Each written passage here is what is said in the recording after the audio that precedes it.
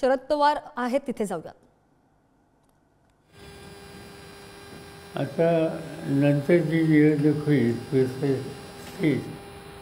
त्याच्यामध्ये महाराष्ट्रापुरता विचार करायचा झाला तर बरीचशी नागरी मतदान केंद्र आहेत अर्बन, आणि त्यामुळं अर्बन मतदारसंघामध्ये मताची संख्या ही चांगली होईल अशी अपेक्षा आहे. आणि दुसऱ्या बाजूनं राजकीय पक्षांनी सुद्धा आपली शक्ती पणाला घरोघर प्रचार केलेला दिसतो आहे, आणि त्या सगळ्याचा इम्पॅक्ट पर्सेंटेज ऑफ व्होटिंगवर अनुकूल होईल असं आज या ठिकाणी दिसतंय. आता स्वभावाची अपेक्षा आहे.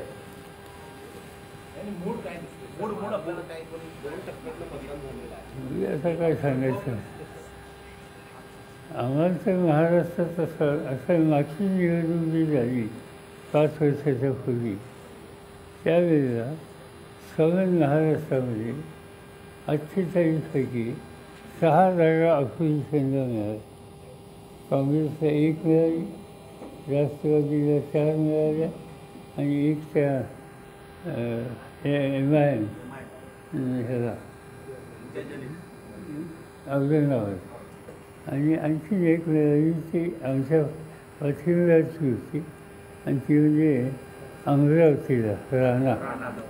एवढ्या सोडल्या तर बाकीच्या सगळ्या जागा ह्या दुसऱ्या बाजूला होत्या. आज ते चित्र राहील असं दिसत नाही. आत्ताचा ट्रेंड असा दिसतो की साधारणतः महाराष्ट्रामध्ये शेतकरी वर्ग जो आहे तो मोदी गव्हर्नमेंटवर अत्यंत नाराज आहे.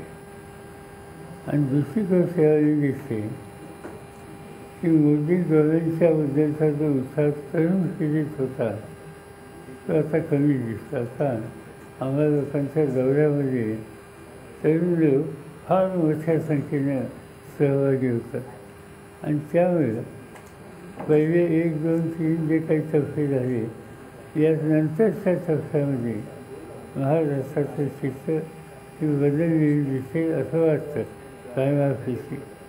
आणि टोटल संबंध शिखर 48 बघितलं तर मागच्या निवडणुकीत 48मध्ये 6 एका बाजूला, 42 एका बाजूला. ती काही स्थिती दिसत नाही. जवळपास 45% 50% दोघांच्यामध्ये प्रत्येकी जाती असा ट्रेंड दिसतो.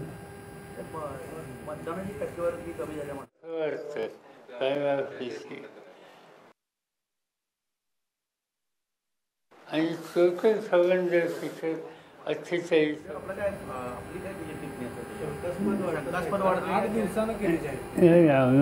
त्याच्याबद्दल तक्रार अशी आहे. आता तामिळनाडूमध्ये काहीतरी 40-41 तामिळनाडूची निवडणूक एका दिवसामध्ये. दिल्ली एका दिवसात समजू शकतो, लहान आहे. पण उत्तर प्रदेश ही काही 6 दिवसाची घेतली नाही, अतिशय कमी दिवसामध्ये घेतली. तर असं असताना महाराष्ट्रामध्ये इतक्या 5 टप्प्यात घ्यायचं कारण काय? तुम्ही जर तामिळनाडू एका टप्प्यात घेऊ शकता, बाकीची राज्य मध्य प्रदेश एका टप्प्यात घेऊ शकता, तर महाराष्ट्रात 7 वेळेला का? याचा अर्थ स्वच्छ हा दिसतो.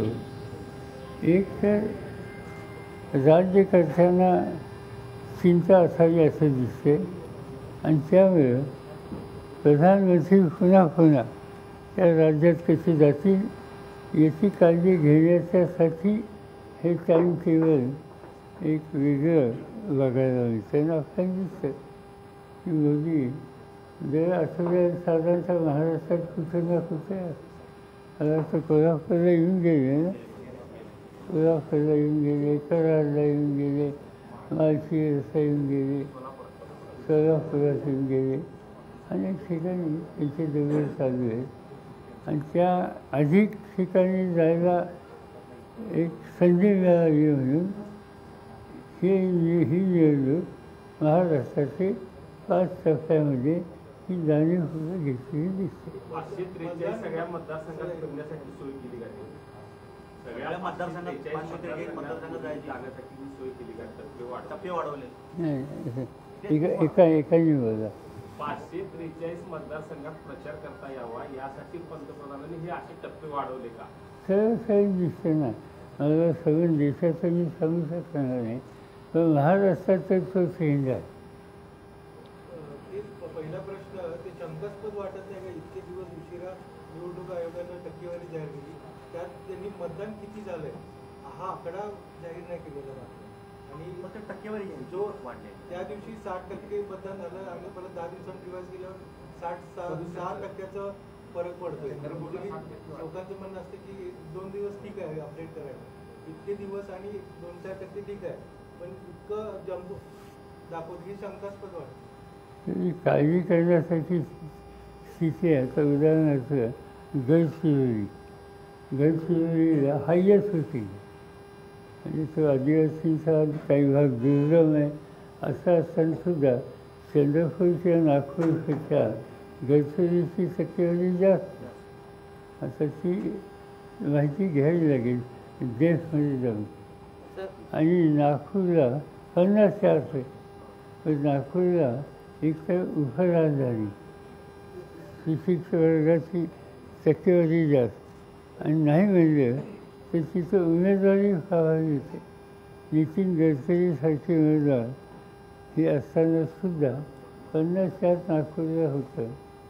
त्याचा अर्थ एक तर लोक उदासीन असतील, आम्हा लोकांच्या कामाच्या बद्दलची अस्वस्थता किंवा नाराजी असेल, किंवा हवामान हाही मुद्दा विशेषतः विदर्भात टाळता येणार नाही. कडक ऊन हे तुम्ही कारण सांगितलं, मात्र ज्या पद्धतीचं राजकीय वातावरण अस्थिर वारंवार होतं याचा काही परिणाम मतदारांवर झाला असं वाटतं का? त्यामुळे फक्त ही टक्केवारी कमी येते हे कारण असू शकतं? नाही, तसे सांगता येणार नाही. पण आता टक्केवारी वाढते असा चेंज आहे. यानंतरच्या ह्याच्यात तर नक्कीच वाढेल. 2 टप्प्यातलं मतदान झाल्यानंतर नरेंद्र मोदी म्हणतात की आम्ही 2-0 पुढे आहोत. मोदी असं की या देशात अलीकडच्या काळात म्हणजे वास्तवता आणि सत्य सोडून इतकं बोलणारं कुणी प्रधानमंत्री आम्ही पाहिले नव्हते. आता काल जे ग्रस्त आले इथं काय त्यांचं नाव UPचे CM, आता मी TV बघत होतो त्यांचं स्टेटमेंट. काँग्रेस गाईचं मांस याचा प्रसार करायला काँग्रेसचे कुठनं हा दावेश्वर त्यांनी काढला कुठून, किंवा प्रधानमंत्रीसुद्धा अनेक गोष्टी असं सांगतात 100% खोट्या. स्त्रियांच्या घराचं मंगळसूत्र कुणी विषय काढला, हा काही निवडणुकीचा विषय आहे, पण ते त्याच्यावर बोलले. आणखी अनेक काही गोष्टी बोलत आहेत. त्यांच्याकडं लोकांचं समाधान करण्याच्या संबंधीची खात्री त्यांना दिसत नाही, आणि त्यामुळं बेसिक इश्यू जे आहेत ते इश्यू बाजूला ठेवून निवडणुकीमध्ये लोकांना दुसरीकडे डायव्हर्ट करायचं एवढा एक तरी कार्यक्रम आता मोदींचा दिसतो. काल गुजरातमध्ये बोलताना नरेंद्र मोदी म्हणाले की 26/11 घडल्यानंतर UPAच्या काळामध्ये फक्त डोसियर पाठवले जात होते आणि आमच्या काळामध्ये त्यांच्या काळामध्ये डोस दिले जात आहेत. तर आणि तसं त्याप्रमाणे आतंकवाद्यांवर कारवाई करायला UPAच्या काळामध्ये कमी पडले असं त्यांना सुचवायचं. ते सुचत ह्या गोष्टी ते सतत बोलत आहेत, त्याचं कुणी गांभीर्याने आता घेत नाही. 2 टप्पे झाल्यानंतर मोदींचा भाषणातला मूड चेंज झाल्याचं पाहायला मिळते. त्यांना सातत्यानं शाहू फुले आंबेडकर आठवताना दिसत आहेत. अगोदर ते जय श्रीराम आणि इतर नेत्यांची नावं घ्यायची. हा ट्रेंड कुठंतरी आता बदललेला वाटतोय का? तुमचे स्टेटमेंट आमच्या अन्यायच आहे. उद्धव ठाकरे आणि शरद पवार यांच्या बोलण्याशिवाय त्यांना समाधान वाटत नाही. असं आहे की हे तुम्ही जे म्हणता त्यांची एक स्टाईल आहे. त्यांची स्टाईल अशी आहे की आता